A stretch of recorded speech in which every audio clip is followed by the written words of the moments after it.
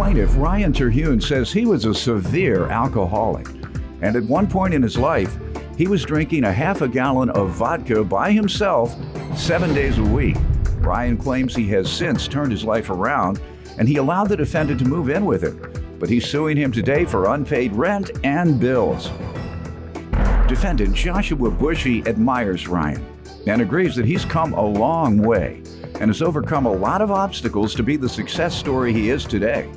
Joshua denies owing Ryan because he claims Ryan promised to renovate his property, yet failed to do so. Start with you. First off, I'd like to say that I love the message that you send out about changing, people changing their lives and becoming something. I'm an alcoholic. I've been sober for 7 years. Good. I haven't had a sip in 7 years. I had a real tough past. I was surrounded by alcohol. I was surrounded by drugs my whole life, including my family. With that, I lost my father in 2000 from drugs and alcohol. In 2001, his brother, my uncle, I also lost. What type of drugs were they on? Heroin, alcohol, cocaine, pretty heavy stuff. When I was younger, I was in foster care from the ages of 13 to 15. What was your mom? She was? My mother was in my life. She was in my life, and Why'd you go to foster care? a lot of issues with my past and family. So that was you? Correct. All right, go ahead. Correct. You know, things were really bad. At one point in my life, I was drinking a half a gallon of vodka 7 days a week. If it wasn't... Every day? Every day, 7 days a week. A half a gallon? Yes, Your Honor. Like you and 20 of your buddies? That was myself. Go ahead. If it wasn't vodka... Straight? Yes, Your Honor. If it wasn't vodka, I was drinking 20 to 30 beers a day, 7 days a week. Since then, since I haven't drank, I own my own business. I have rental properties. I have a vacation property. Oh, wow. In 7 years, how did you do that? Now I go to the gym every day. No, after when you first started in recovery. Oh, I'm sorry. I was going to AA at one point. But how did you lift yourself up career and financially? I had been working for the past 18 years at the same position, but I was able to focus now on being able to do my job and be able to... You were able to focus on your job once you left the alcohol alone. Otherwise, you were just kind of dysfunctional at work, come home, may or may not eat something, go to drinking that half a gallon, sleep by 10, up again by 7. So all your life was 8 hours of work and the rest of your life was alcohol. Correct. Okay, that's what a lot of people do. And you went to work probably looking like that too. Yes. Everybody on the job knew you were alcoholic. You didn't get any promotions, no doubt. Absolutely. Yeah. Not. All right. So that's the consequences you faced. And then after getting over that, you obviously, as you say, did a better job at work, probably got some promotions, some raises, and then they're able to start your own business because of that. That's what you're telling me? Correct. All right. Good job. Congratulations. Where do you know the defendant from? We met through a friend of a friend, and we used to go on fishing trips out of state together. And how long ago was that? That was roughly around 5 years ago.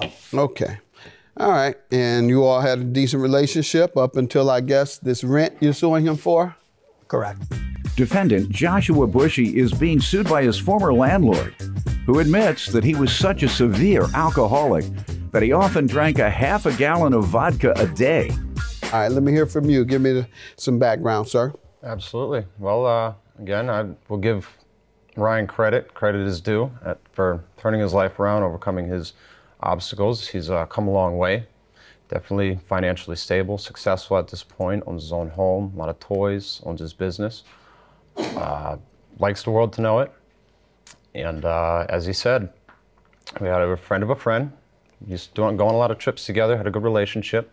I became in a jam, and he... A what? A jam. Tough situation in life. He opened up his doors to me. He's, you know, through his own personal issues in the past is aware and familiar with how things just happen sometimes. We all have to try and do the best we can to overcome them, and it's much easier when you have somebody there loaning a hand and helping you out. And that's what he was to you? Absolutely. All right. Well, let's find out how you owe him for rent, as he alleges. Sir, what was the agreement starting there? The agreement was $300 per month. Starting when? On 10/1/2011.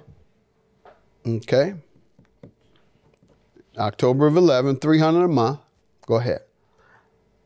He moved out on 9/13 of 2013. So he stayed for 2 years, essentially. Correct. And how many months did he miss? There were many months that were paid partial payments, not full payments. There were other months which were overpaid. You have a record that you're looking at? I have balances. Yeah, because I'm not There's gonna be able to also an keep up electric on this as well. There's another amount on there Let's as see well. it, please. All right, so that's all you have? You don't have any other records, sir, that show the months? Yeah. Because you say some of them are partial and some of them are total, and this doesn't show the partial. No, on the other sheet. Okay, now you have. All right, from 11 to 13, you have some pretty specific records. All right.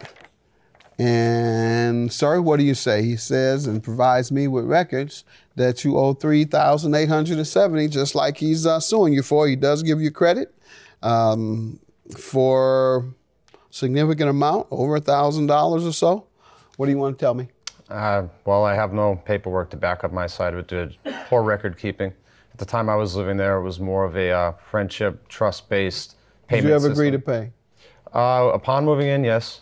The agreement when this whole situation came about was that the second floor was under renovation. There would be amenities, kitchen, laundry room, things of the walls, things of that nature. About 8 to 10 months after living there, I became laid off from my job. He understood. I fell behind, came out of it. A few years after living there, renovations still weren't done. 2 years. You only stayed there 2, right? Two and some change about that, yeah. Mm-hmm. And renovations still weren't done. Correct. Were you saying anything to him? I wasn't being too pushy about it because obviously he was, initiated by him doing me a favor. But he charged you for that favor. You were paying him rent. This is true. So I don't know how much of a favor that was. You don't pay people when it's a favor. Unless he gave you a significant discount. Did you give him a discount or something? Well, Your Honor, where we live, $300 a month isn't a lot of money at all. Is it a discount based on what you were renting him? No, sir. Defendant Joshua Bushy is being sued by his former landlord, who admits that he was such a severe alcoholic that he often drank a half a gallon of vodka a day. You were unable to use a portion of it? What are you saying about? Because it sounds like you might have something if you'll just tell me. I rented a room and there was a finished bathroom on the second floor.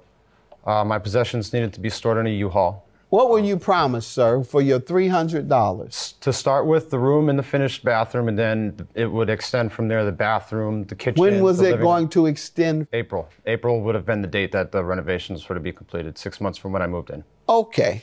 And were they ever? Currently they are, but it was post. By the time you moved out, were they? No. Sir? Your Honor, when he moved in, the agreement was $300 a month. Got that part. I was clearly doing renovations on the second floor. There was never a set date. There was talk about redoing the second floor. You say talk about. Does that mean in exchange for his rent, you agreed to give him a certain portion of the property to use? Correct. How long did it take after him moving in for you to give him the entire portion of the property he paid for?